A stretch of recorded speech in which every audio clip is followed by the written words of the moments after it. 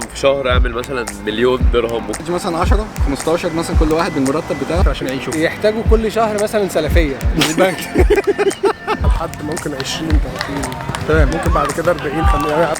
فهي على حسب، يعني في ناس بيعيشوا ب 60,000 70,000 ومش مكفيهم. من 300 ل 400,000. مقرات دولة نظمت من الدول اللي بتهتم جدا بالحياة الإنسانية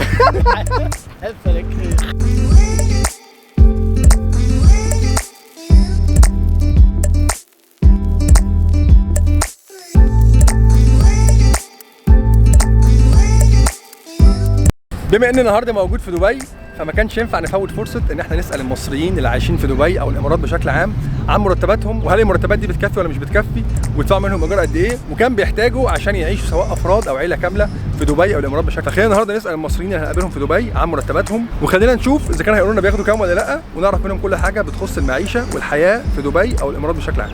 ايه الاخبار يا معلم، عامل ايه؟ الحمد لله يا باشا، انت عامل ايه؟ الحمد لله. عرف نفسك الناس اللي اول مره تشوفك. انا اسمي محمد زيدان، انا شغال استشاري عقاري في دبي، ببيع عقارات سكنيه وتجاريه. تمام.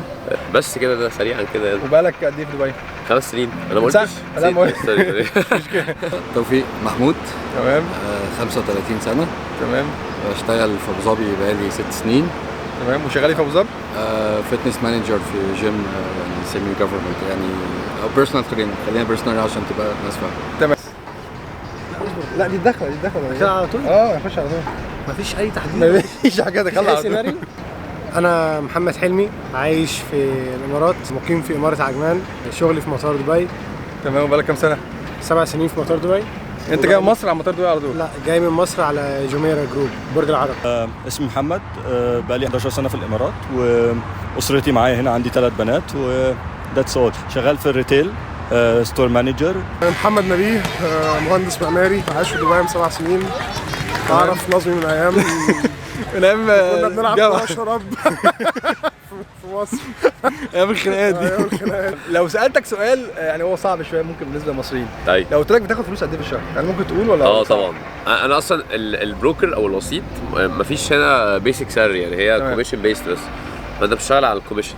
تمام. انت بقى ممكن، بس عندي برضو انكابت، يعني ممكن في شهر اعمل مثلا مليون درهم، ممكن في شهر اعمل 10,000. ما انا فاهم، يعني مثلا اديني رينج، يعني مش لازم حتى تقول يعني انت شخصيا، يعني مثلا الوظيفه رينجها مثلا كام في الشهر؟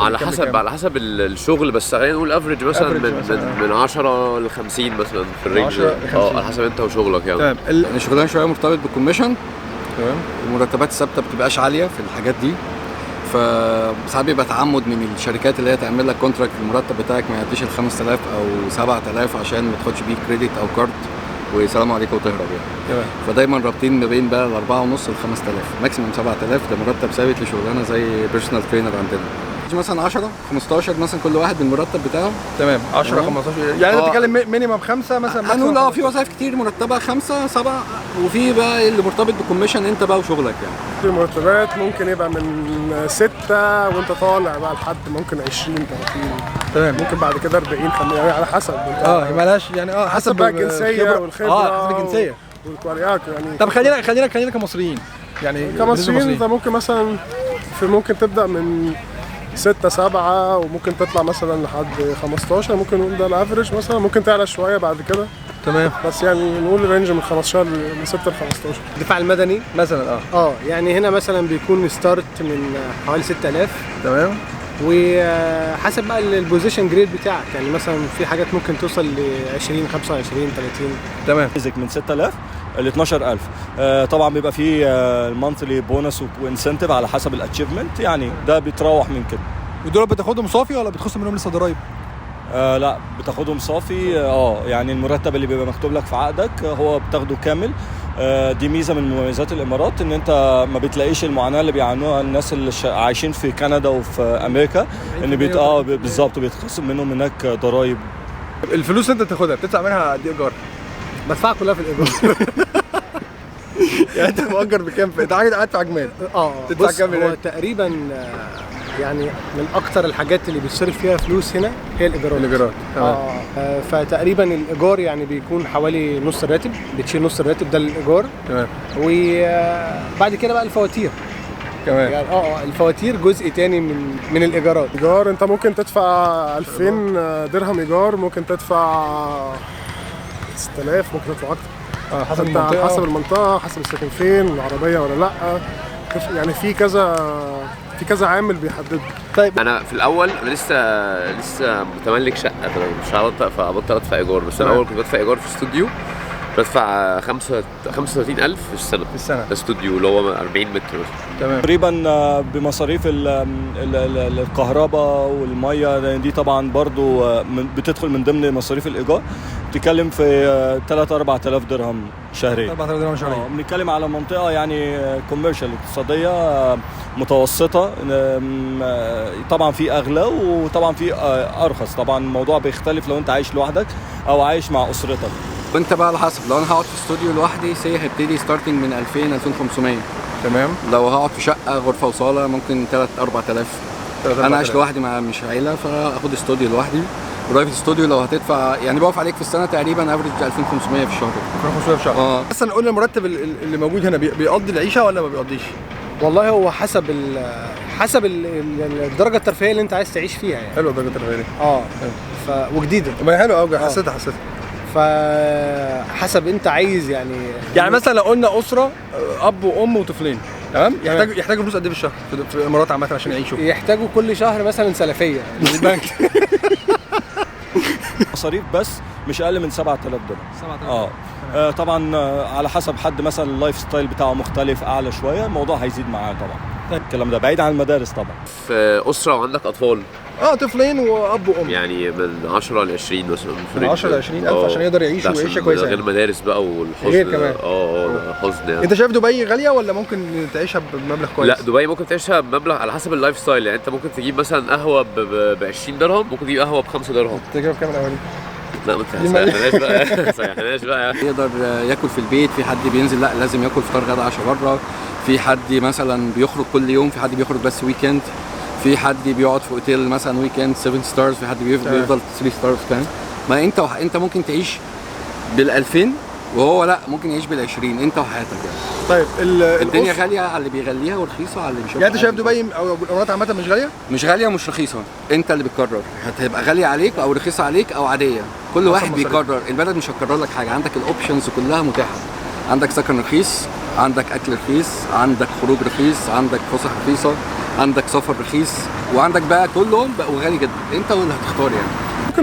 ممكن اقول ما بين 10 و12 اعتقد ممكن ده شامل كل حاجه. تعيش بقى تسكن ممكن في شارع او عجمان، هتبقى الدنيا ارخص شويه، فممكن ساعتها تعرف تمانج يعني. اللي برضه المدارس مشكله ان هي غاليه نسبيا في دبي. فانت على حسب نفس الكلام في الاكل، نفس الكلام في الايجار، نفس الكلام في اللبس، نفس الكلام في كل حاجه. ممكن تجيب لبس من دبي مول، تجيب لبس مثلا من دراجون مارت. فهي على حسب يعني. في ناس بيعيشوا ب 60,000 70,000 ومش مكفيهم، في ناس بيعيشوا ب7 8 وبتبقى الدنيا قشطه. تمام. عدد المصريين الموجودين في الامارات قد ايه؟ هو تقريبا كانت اخر احصائيه بتقول اللي هي مثلا 1,000,000 وشويه مصري في الامارات. منهم كام واحد من امبابه؟ لا امبابه كتير قوي، يعني حوالي مثلا 900,000 واحد من امبابه. الموضوع زاد شويه بعد الكورونا، في ناس كتير جت، بس اللي انا كنت عارفه تقريبا الجاليه المصريه حوالي من 300 ل 400,000، ممكن تكون زادت شويه. يعني اخر مره قريت كان 800 او 900,000 يعني رقم، يعني ده اخر ممكن الرقم ده يعدلح يعني. بس الوظائف اللي المصريين شغالينها في الامارات اعتقد البنوك. تمام. في مجال البنوك وفي مجال المقاولات برضو. تقريبا دول اكتر وظيفتين بيكون فيهم مصريين، يعني وظيفتين بيشتغلوا في اي حاجه. مفيش في مهندسين كتير. تمام. في مهندسين كتير لان هنا يعني مجال الانشاءات فيه وتشتغل، ممكن مهندس تشتغل في اي حاجه، حتى ممكن تشتغل كعامل، في عمال مصريين موجودين. تمام. يعني مفيش وظيفه معينه يعني للمصريين او انا ما هقول لك لا، بس هو بنسبه كبيره هتلاقي ليه علاقه بالانشاءات. لا كتير قوي، كتير في كل حته يعني. في المستشفيات في دكاتره مصريين، في الماركتنج في ناس كتير يعني مفيش وظيفه معينه هو الناس. لا في كل حته. لا كتير يعني. مثلا اتكلم حاجه في فتنس انا فيها، مصريين من اكثر الناس شغالين فيها يعني. ميكس يعني. مفيش حاجه ثابته. تلاقي مهندسين، دكاتره، ناس زي ناس شغاله في الكونستراكشن. اكتر الوظائف انا المصريين بشوفهم في كل مكان. بحكم ان انا شغال في الريتيل تقريبا مش هتخش اي مول او اي براند الا لما هتلاقي مصريين شغال فيه. من ساعه ما جيت هل واجهت اي عنصريه في الامارات بشكل عام؟ زيرو. مفيش. الامارات دي اكتر ميزه في الامارات. مفيش اي عنصريه بعد الامان ما زيرو عنصريه، زيك زي اي حد. القانون على كل واحد، يعني المواطن ابن البلد زي الغريب من جاي من اي حد. زيرو. لا لا لا يعني مثلا بالنسبه انت قصير كده محدش لا لا لا مفيش. وبالنسبه لي انا واقف جنبك دلوقتي احنا تقريبا طولنا جنب بعض، بس انا واقف على ستيب. مرة واحدة بس وكان بنلعب رجبي وعيال الانجليز هم اصلا مجانين بس. ده بس انا بتكلم يعني كولاد البلد، يعني مفيش عنصريه. لا ولاد البلد بالعكس، ولاد البلد اصلا انت اصلا نادرا لما بتقابلهم يعني، فهم لا ولما بتقابلهم بيبقوا محترمين ولذاذ جدا. لا خالص. الموضوع الناس كلها عايشه في سلام، الناس كلها مبسوطه. عمري ما تعرضت لاي حاجه خاصه بشكلي او اسمي او لوني او ديني، ودي حاجه من المميزات اللي بتميز الامارات. مش كل يوم. لا ماشي، بس انت بتتكلم كمن مين؟ عنصريه، انت عندك عنصريه في دبي. مش يعني هي، يعني هو خلينا نقول ان هي ويل استابليشد، بمعنى ان هي موجوده، يعني هي ليها علاقه مثلا بالشغل، ليها طريقه المعامله. يعني انت مثلا لو انت شاب ابيض جميل كده وداخل مثلا عايز تخش مكان معين، فالسكيورتي هتعمل معاك بطريقه احسن نسبيا ما تكون مصري.